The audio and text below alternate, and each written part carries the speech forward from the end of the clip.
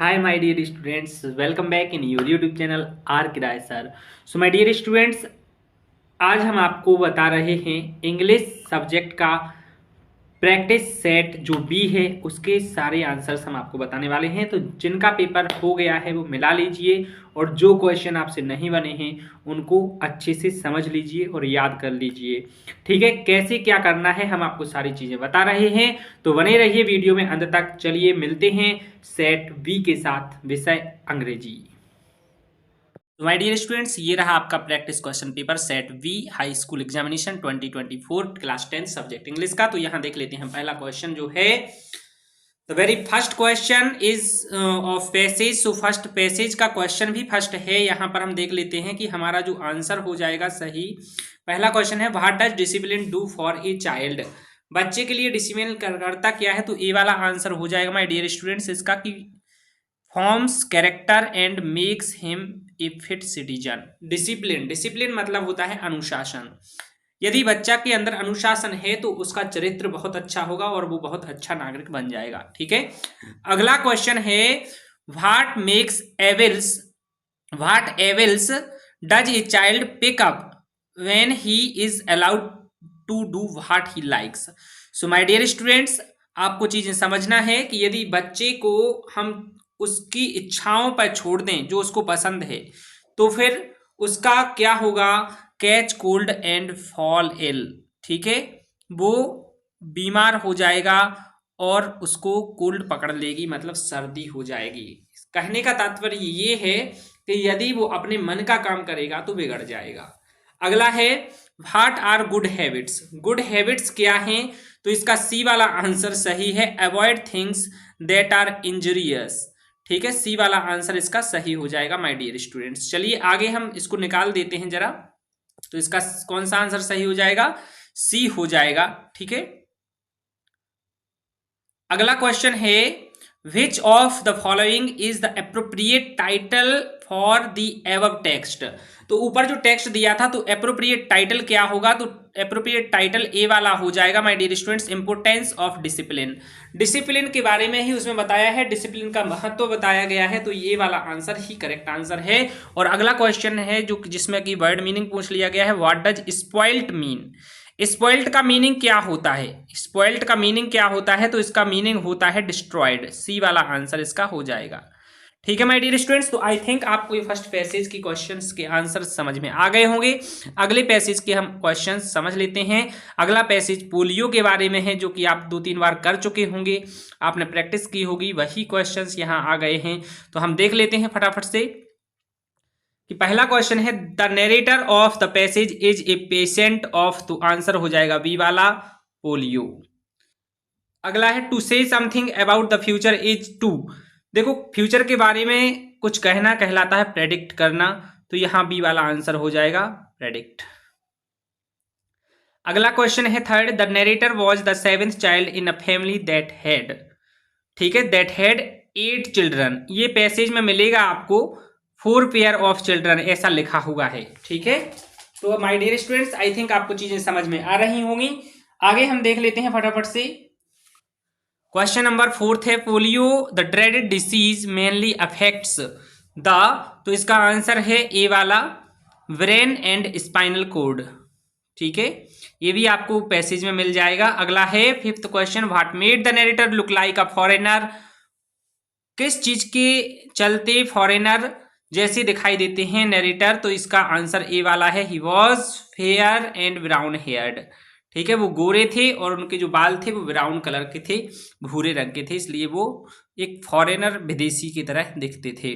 सो आई think आपको ये चारों 5 आंसर समझ में आ गए होंगे। और आगे देख लेते हैं क्वेश्चन हमारा जो है ये, इसमें क्या करना है, टाइटल चूज करना है इसका और नोट्स बनाना है माय डियर स्टूडेंट्स। तो आपको चीजों को समझना है।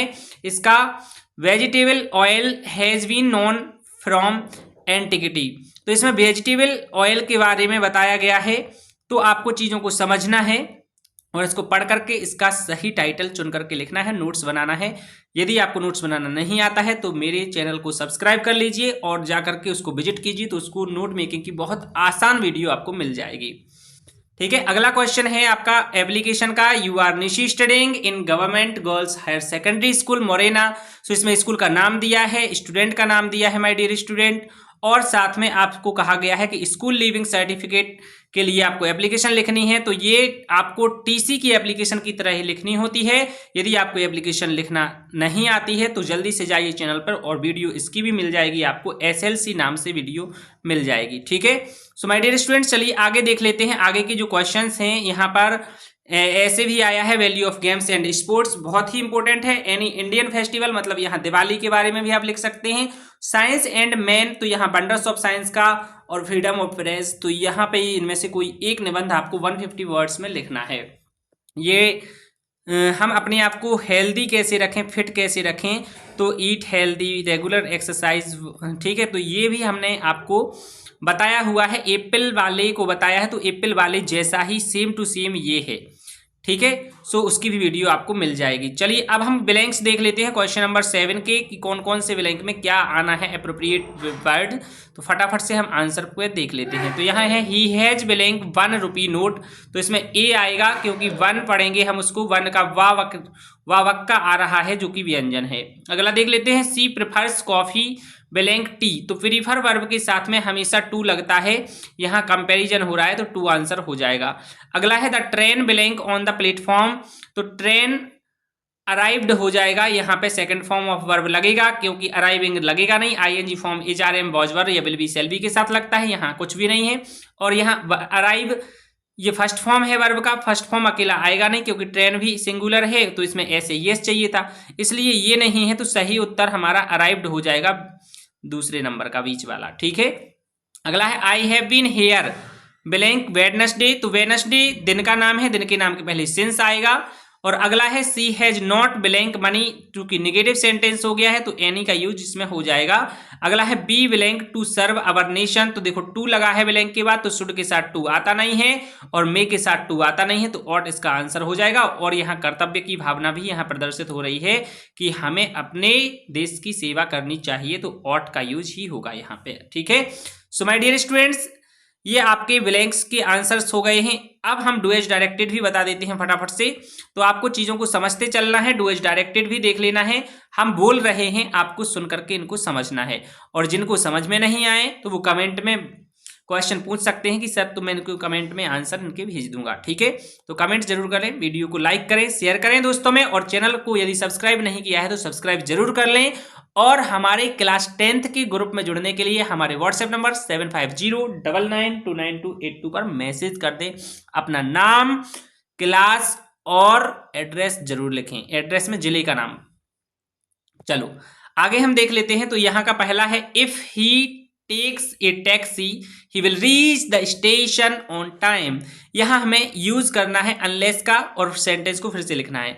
तो माय डियर स्टूडेंट, जब भी हमें इफ या अनलेस का यूज करना हो तो हमें जो सेकंड वाला सेंटेंस है उससे कोई मतलब नहीं रखना है, उसको तो ज्यों का त्यों ही लिखना है। कलाकारी हमें कहाँ करना है, इस फर्स्ट वाले सेंटेंस में ही चेंज करना है। इफ को हटा के हमें क्या लगाना है माय डियर स्टूडेंट, इफ को हटा के हमें अनलेस लगा देना है। और जब हम अनलेस लगाएंगे सो माय डियर स्टूडेंट, हम इसको क्या करेंगे, ये जो अफर्मेटिव है तो हम इसको नेगेटिव बना देंगे। ठीक है, unless he does not take a taxi, ठीक है, he will reach the station on time. तो हमें सीधा सीधा याद रखना है कि पहले वाले सेंटेंस में ही हमें करना है। ठीक है, यदि ऐसा नहीं है, ऐसा नहीं किया है जिसने भी, तो फिर उसका सही उत्तर एक और है, ऐसा बनेगा unless he takes a taxi, और फिर आगे का सेंटेंस चेंज हो जाएगा, ही विल नॉट यहां लग जाएगा, क्योंकि अनलेस में नॉट लगा हुआ है तो हमने इसमें नॉट लगाया तो इसमें भी नॉट लग जाएगा। तो ऐसा भी बनेगा इसका, unless he takes a taxi he will not reach the station on time. ठीक है, चलिए अगला हम देख लेते हैं फटाफट से। सेकंड वाला, they make beautiful toys for children, इसका हम पास्ट इंडेफिनिट में ले जाना है, चूंकि ये प्रेजेंट इंडेफिनिट में है तो सिर्फ मेक की जगह मेड हो जाएगा, they made beautiful toys for children, ऐसा इसका आंसर हो जाएगा। अगला हम देख लेते हैं फटाफट से, Harish is so tired that he can not walk any more, too का यूज करना है तो हम सो को हटा के टू लगा देंगे, यहां हो जाएगा Harish is too tired that के बाद सब्जेक्ट और कैन नॉट हट जाएगा और यहाँ पर सेकंड वाला टू लग जाएगा, तो ऐसा बन जाएगा Hari is too tired to walk any more. ठीक है माय डियर स्टूडेंट, ये दैट भी हट जाएगा। चलो आगे हम देख लेते हैं फोर्थ वाला, सानिया प्ले टेनिस। तो इसका आंसर बनेगा Sania did not play tennis, इसका ईडी हट जाएगा, डिड नॉट लग जाएगा। आगे हम देख लेते हैं 5 वाला, he was painting A portrait change into passive, इसका पैसिव बनाना है तो ऐसा बनेगा ए पोर्ट्रेट वॉज बीइंग और पेंटेड हो जाएगा, इसका थर्ड फॉर्म लग जाएगा, आईएनजी हट के ईडी लगाएंगे, फिर बाय हिम हो जाएगा। ठीक है, अगला है 6th नंबर का, this man cheated me I trusted him, इस आदमी ने मुझे धोखा दिया है, मैंने उस पर विश्वास किया। ठीक है, तो इसका कंबाइन द सेंटेंसेस यूजिंग हुम, अब यहाँ हुम का यूज करना है हमें, तो ऐसा बनेगा द मैन चीटेड मी हुम आई ट्रस्टेड। ठीक है, चूंकि हुम है, हुम ऑब्जेक्ट की जगह पे आता है हु का, हु सब्जेक्ट को हटाता है और हुम ऑब्जेक्ट को हटाएगा, तो यहाँ ऑब्जेक्ट हट जाएगा, हु आई ट्रस्टेड ऐसा हो जाएगा। ठीक है, सो माय डियर स्टूडेंट्स, इसका सही आंसर क्या होगा, दिस मैन या द मैन चीटेड मी हुम आई ट्रस्टेड, और फुल स्टॉप लगा देना है। चलिए आगे हम देख लेते हैं फटाफट से अब क्वेश्चन नंबर 9 के आंसर्स। तो यहाँ तो बहुत ही आसान है, यदि आपने रेमेडियल मॉड्यूल से 72 ऑब्जेक्टिव्स याद कर ली हैं तो आपकी पक्का सही होने वाले हैं। तो the bakers are known in Goa as, तो ये बेकर्स जो है वो पेडर के नाम से जाने जाते हैं। आगे हम देख लेते हैं फटाफट से, Lencho called post office employees a bunch of crooks, तो इसका सही आंसर क्या हो जाएगा, बी वाला bunch of crooks. What food did the seagull's mother get for it, तो डी हो जाएगा fish. And Frank called her diary Kitty. ठीक है, सो माय डियर स्टूडेंट्स, ये आपको समझ आ गए होंगे। आगे हम देख लेते हैं जो कि क्वेश्चन नंबर 10 है, पिरोज से एक्सट्रैक्ट ले लिया गया है, वल्ली मैडम राइट्स द बस नाम का जो चैप्टर है उससे लिया गया है। तो इसमें देखो हम देख लेते हैं, सबसे फर्स्ट क्वेश्चन है इसका, what was Valli's favourite pastime, तो ए वाला आंसर हो जाएगा standing at the front door. ठीक है, वो अपने घर के सामने वाले दरवाजे पे खड़ी होकर के और बाहर का नजारा देखती थी स्ट्रीट का, तो वही उसका फेवरेट पास टाइम था। अगला है the source of unending joy for Valli was to watch, B वाला आंसर हो जाएगा न्यू पैसेंजर्स। और अगला क्वेश्चन है the bus passed through her street each hour, इसमें हमें ट्रू और फॉल्स बताना है, सत्य असत्य, तो ये ट्रू हो जाएगा क्योंकि जो बस थी वो उसकी गली से हर घंटे में निकलती थी, यहाँ लिखा हुआ है देखो, it passed through her street each hour. ठीक है, so my dear students, I think आपके ये तीनों सही हुए होंगे, और नहीं हुए हैं तो कहाँ गलती हुई है वो आपको समझना है और लर्न कर लेना है। अगला पार्ट है पोएट्री से, तो पोएट्री से जो पार्ट है तो इसमें पोएम की कुछ पंक्तियां दी गई हैं, कुछ लाइंस दी गई हैं। Listen the glass is breaking the trees, तो द ट्रीज से हमें समझ लेना है कि द ट्रीज पोएम से ही ये पंक्तियां हैं। ठीक है, तो यहाँ from which poem the above lines have been taken, तो यहाँ इसका आंसर ए वाला हो जाएगा, the trees. The figure of speech use in the mirror, the moon is broken like a mirror, तो लाइक शब्द से हमें पकड़ना है कि लाइक शब्द हो या एज शब्द हो, इनसे हमें पता चलता है कि सिमिली फिगर ऑफ स्पीच इसमें यूज किया गया है। ठीक है, चलो आगे हम देख लेते हैं, the opposite of the word forward is, तो देखो यहाँ पर अपोजिट वर्ड पूछा है फॉरवर्ड का, तो बैकवर्ड इसका आंसर हो जाएगा। बाकी ये क्वेश्चन आंसर्स हैं, तो आप इन क्वेश्चन आंसर्स को, हमने आपकी इंपॉर्टेंट वीडियोज भेजी हुई हैं क्वेश्चंस की, उनमें आंसर्स भी हैं, तो जल्दी से आप देख लीजिए, चैनल पे अपलोडेड हैं, पिछले साल मैंने कर दी थी, वही इंपॉर्टेंट क्वेश्चंस इस साल के लिए भी हैं। चलिए तो मिलते हैं अगले सॉल्यूशन के साथ अगले सब्जेक्ट के, तब तक के लिए दीजिए इजाजत। जय हिंद, वंदे मातरम।